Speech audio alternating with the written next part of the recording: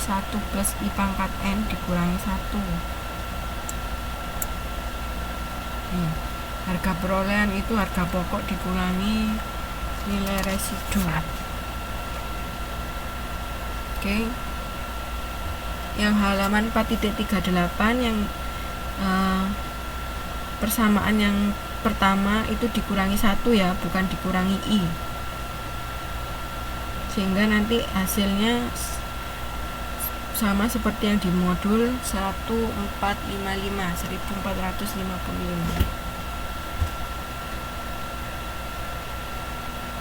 Coba dihitung Mas Odikin, bisa nggak?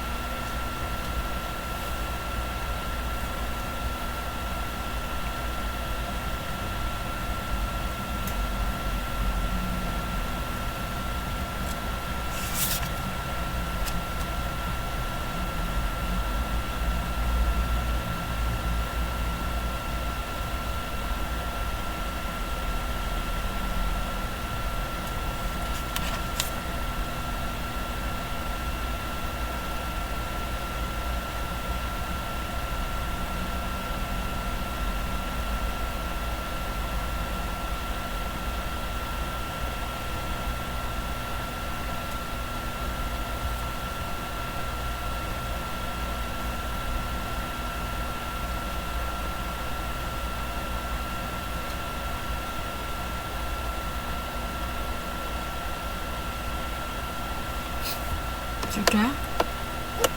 Nggak bisa?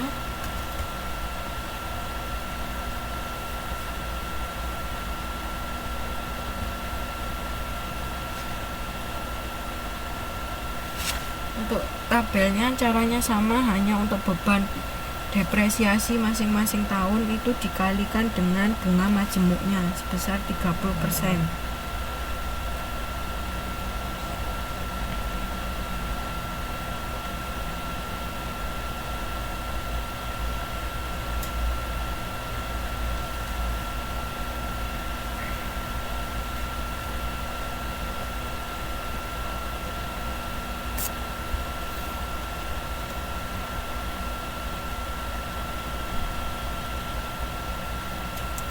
Oke, ada yang bingung?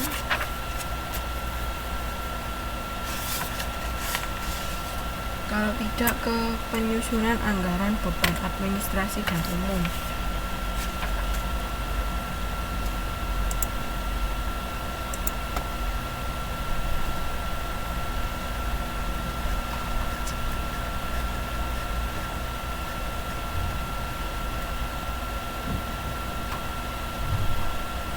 Untuk penyusunan anggaran beban administrasi dan umum itu, seorang manajer umum harus mengumpulkan data yang berkaitan dengan beban administrasi dan umum.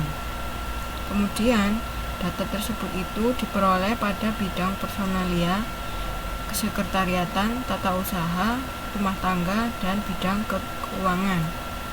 Setelah datanya terkumpul, baru nanti dihitung untuk menyusun anggaran beban administrasi dan umum. Sebagai ilustrasi untuk penyusunan anggaran beban administrasi dan umum bisa dilihat di halaman 4.41 nomor 1 sampai 8 ya. Nah, langkah-langkahnya untuk menghitung anggaran beban administrasi dan umum yaitu yang pertama menghitung beban gaji 3 dikali 8.000. 3 dikali 8.000 dari mana?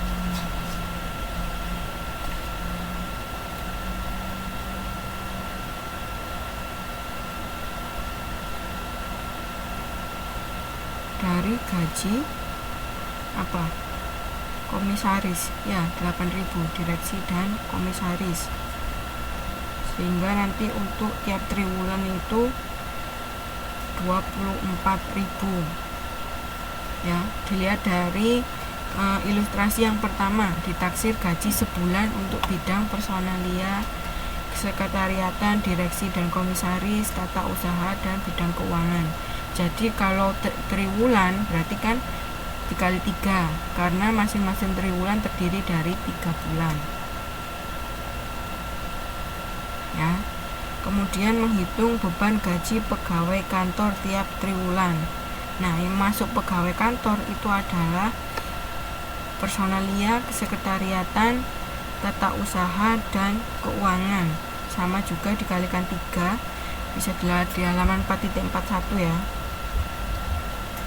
Untuk beban telepon, air, dan listrik triwulan itu bisa dilihat di nomor 3 ya, ilustrasi nomor 3. Ditaksir tiap bulan sebagai berikut. Bulan pertama dan kedua masing-masing 8.000, bulan ketiga sampai ke-7 masing-masing 10.000. Berarti untuk triwulan yang pertama itu 2 dikali 8.000 ditambah dengan 10.000, karena mulai bulan ketiga beban telepon, air, listrik itu sebesar 10.000. Kemudian untuk triwulan kedua itu 3 kali 10.000, karena pada bulan ketiga sampai ke-7 masih 10.000 bebannya. Kemudian untuk triwulan yang ketiga itu berapa? 10.000 ditambah 2 kali 9.000, karena pada bulan ke-8 sampai ke-12 masing-masing beban telepon, air, listrik itu sebesar 9.000. Untuk ilustrasi yang keempat. Kemudian untuk triwulan yang keempat sebesar 3 kali 9.000, karena triwulan keempat kan terdiri dari apa? Oktober, November, Desember ya. Nah, itu kan berarti masuk ke ilustrasi nomor 4, yaitu bebannya sebesar 9.000. Setelah itu lanjut ke menghitung beban depresiasi bangunan dan alat kantor triwulan di ilustrasi nomor 5. 3 dikali 2.500. Kemudian menghitung beban depresiasi kendaraan kantor per kilometer. Bisa dilihat di ilustrasi yang ke-6.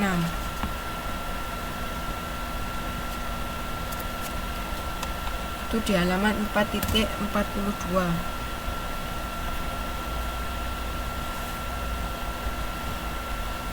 Kemudian ada beban depresiasi kendaraan kantor triwulan dan beban pemeliharaan kantor triwulan.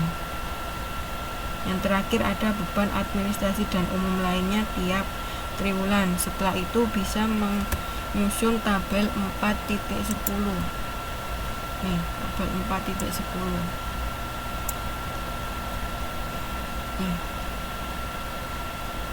B itu beban, G itu gaji.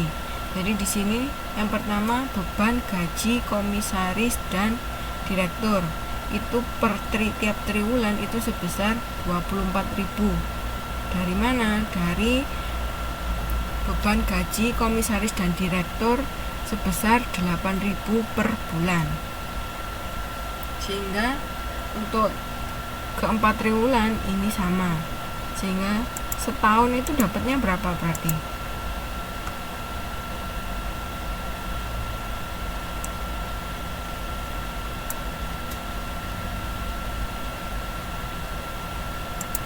Setahun berapa? Beban gaji komisaris dan direktur dalam setahun 96.000 ya. Terus untuk beban gaji pegawai kantor itu kan sama juga, tiap triwulan itu 63.000. Dari mana? Karena setiap bulan untuk masing-masing pegawai tadi kan sudah ada sendiri-sendiri, sehingga jumlahnya itu 63. Nah, untuk setahun berarti berapa? Setahun berarti 63.000 dikali 4, 252.000. Nah, untuk yang lainnya bisa ngisinya